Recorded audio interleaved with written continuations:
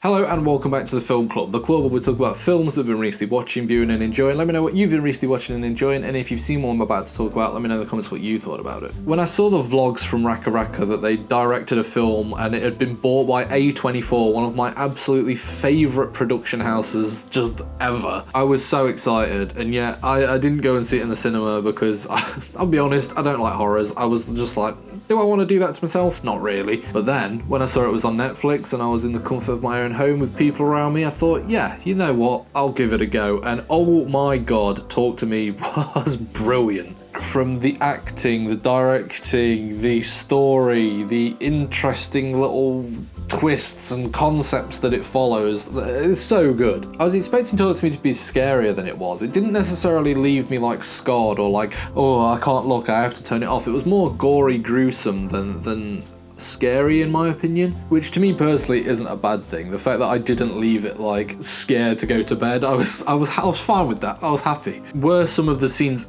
just disgustingly gruesome? Yeah, the scene where the younger brother gets possessed and then starts just smacking his head and like pulling his eyeball out.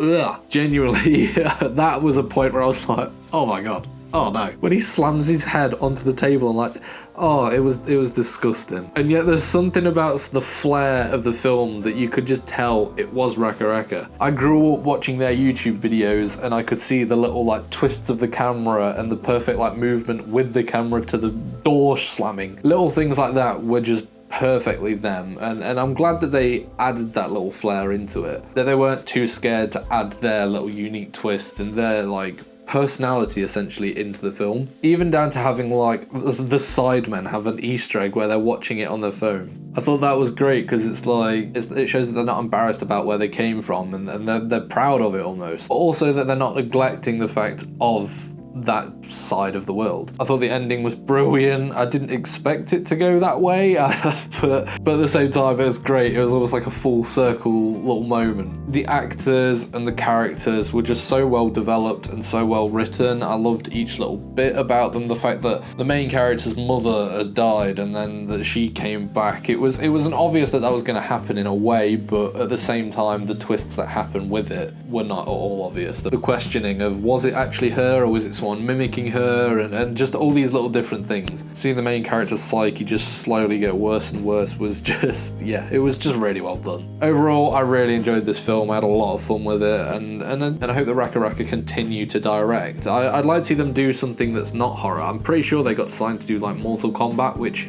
is perfect. But yeah, let me know if you've seen Talk to Me. Let me know what did you think about it, and I'll see you next time on the Film Club.